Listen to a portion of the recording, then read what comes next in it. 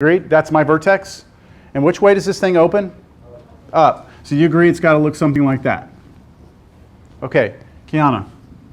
If it looks like that, do I have any X-intercepts? Yes, how many? 2, okay? So I have 2 X-intercepts. Do y'all see I can tell that from this quick sketch? I have 2 X-intercepts. So that means I need to go find them, right? What if you had 0 X-intercepts? You wouldn't want to go try and find them, okay? Because to find the X-intercepts, which is our next step, you actually have to use a quadratic formula. So if you don't have any, don't waste your time trying to find them because you're never going to find them. You're going to get square roots of negative numbers. And remember the fishbowl thing? Okay, you're wasting your time.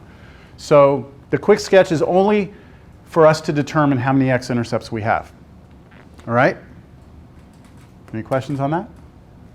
Okay, step 5, let's see. Christine Gonzalez, did I already? I didn't. Oh yeah, that's right, I was coming back to you. That's right, Christine. What's the 5th step? Find the X-intercepts. Yeah, so find the X-intercepts, and we just said we had 2, right?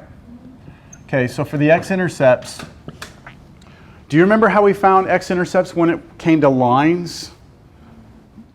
To find the X-intercept, you set something to 0. And to find the Y-intercept, you set, what's that? Set them to 0. Set Y to 0, okay? So to find the X-intercepts, we set Y equal to 0 here. What's Y? It's not this side, right? It's actually, remember, f of x really is the Y, right? So to find the X-intercepts, all you're ever going to do with parabolas is set this equation, or set this side equal to 0 every single time, all right?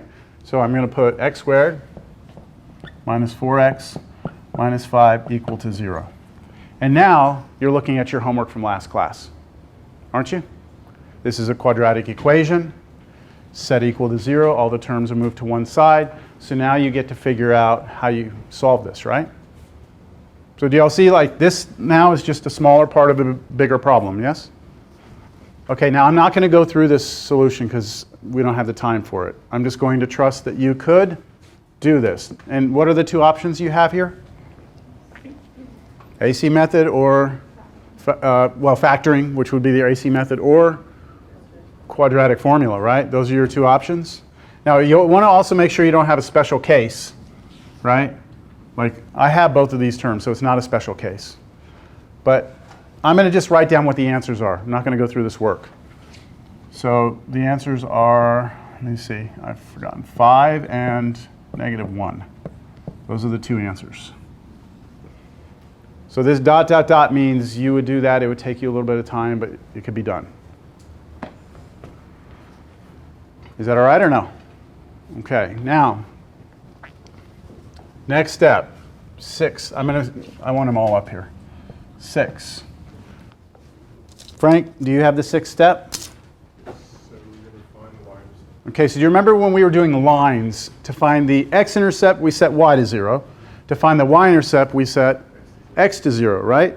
So all we're going to do for the y-intercepts is we are always just going to plug 0 into our function, because 0 is the x.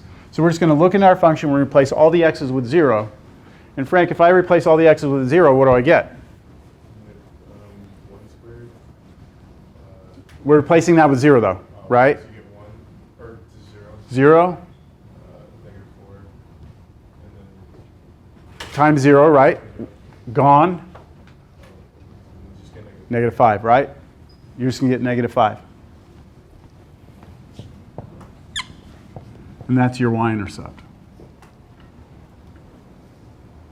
In fact, every single time you find the y-intercept, it's always going to be that number right there. Always, every time. So if this was x squared plus 7x minus 2, that would, your y-intercept would be -2. So the y-intercept is actually the easiest thing to find because you're just plugging 0 in. The x-intercepts, you might have to work for that. Okay, we're at the 7th and final step. Helena. And before, do we have to, since you said it's always the last one, do we Yes. have to actually set it to 0? Can we just, You don't have to. Yeah, if you just know this, that's okay on the test. Just put the number here. Okay? You seem distressed. What's the next step?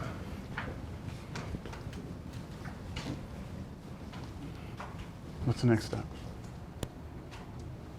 I know it's not you, but you look eager. What's the seventh step? Final sketch. Okay, so here we go. We're gonna put this all together. We're gonna make sure this picture is somewhat accurate. All right. We're gonna start out with the vertex. We want to plot the vertex. Now I've erased it, but it was 2, -9, right?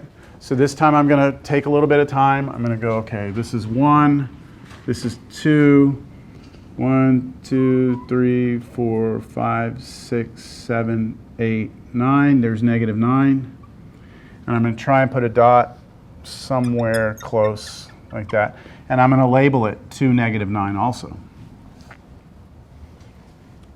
Okay, what was the next piece of information we had? We had the vertex. We did a quick sketch, right? But that was just to figure out what our x-intercepts were, or how many we had. So what were our x-intercepts? What were they? -1 and 5, right? And these are x-intercepts, so they're on our x-axis. So I'm going to go to -1, put a dot here. I'm going to go to 5, 3, 4, 5, and put a dot here. Then we had a y-intercept. What was our y-intercept? -5, right? So I'm going to go to my y-axis, and I'm going to go down 5. 1, 1, 2, 3, 4, 5. There we go. And that's it. Those are all the points you get. You don't get anything else. I don't have a ruler in here. No, it's over there. It's okay. What I'm going to do next, and this isn't absolutely necessary. I'm doing it in a different color because this is not part of our graph. I'm drawing my axis of symmetry. And that's just going to help me draw this because I need to remember that whatever I draw has to be a perfect reflection of itself over that line, right? Or over this. So which side do you think I should start drawing first? The left side or the right side? And tell me why you think we should do one side over the other. Kristen, what do you think? The left side because you have the y-intercept. Yeah, the left side has more information on it, right? We have more information on the left side. We actually have this point, but then we have those 2 points. So this point and this point are going to guide me in drawing this. So from this point, I want to draw a U, the left side of a U that's going to go through here and then go through there and then continue up, right? I do not want to draw a V. I don't want to draw a straight line out of this, right? So I'm going to allow myself a little bit of a curve here like this, just so I don't mess up. And then try my best like that. And then what I want to do is just see how, if I can like mirror image that over. I like to just kind of measure this distance from here to here and just kind of duplicate it over here. And then kind of draw my parabola like that. Good enough. Good enough. Okay? So that's what I would expect you to be able to do. Run through this whole process, all right? Let's say you're doing a problem, all right? Let's say you're doing a problem and you get to step 7 on the problem and you have something like this. What if you say you have a vertex right here, an x-intercept right here, here, and a y-intercept there? What would you be thinking?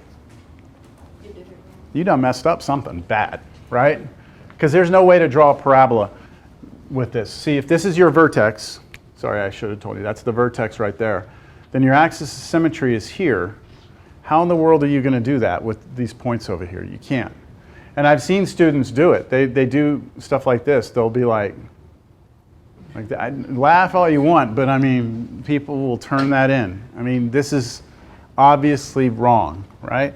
So what do? I would just start over. I would just make sure you didn't mess up a sign in your vertex, right? Make sure you run through your x-intercepts properly, okay?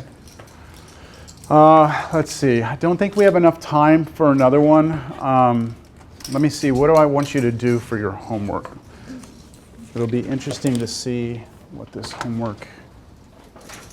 We've only done one example, so I don't expect that you could like do real well with the homework right now, but let me just see what...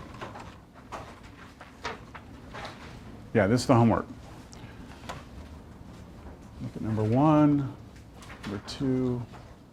Yeah, you know what? Why don't you try the first 3 in the homework for graphing quadratics? All right, the first 3 problems. Ignore the instructions here. Okay, so the instructions say something like, axis of symmetry, vertex, y-intercept, x-intercept, domain, range. Just ignore this. Use the 7 steps we did in class, all right? But try those first 3, and then what we'll do is we'll come in next class, I'll answer some questions, we'll go through a few more examples, and then we're going to do an application, do some word problems with these. And if you want, you can try the others. I mean, there's nothing stopping you from going on past number 3. Yeah. All right, have a good day.